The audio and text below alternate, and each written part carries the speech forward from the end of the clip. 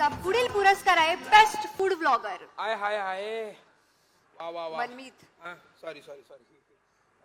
चला चला तर मग नामांकन बघूया. नामांकन आहेत बांगडा, पापलेट, रावस. Manmeet. Sorry sorry. Thali please. Manmeet. एवी प्लीज.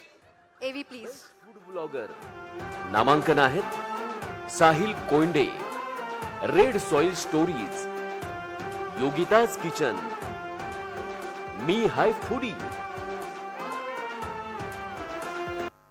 वा वा वा.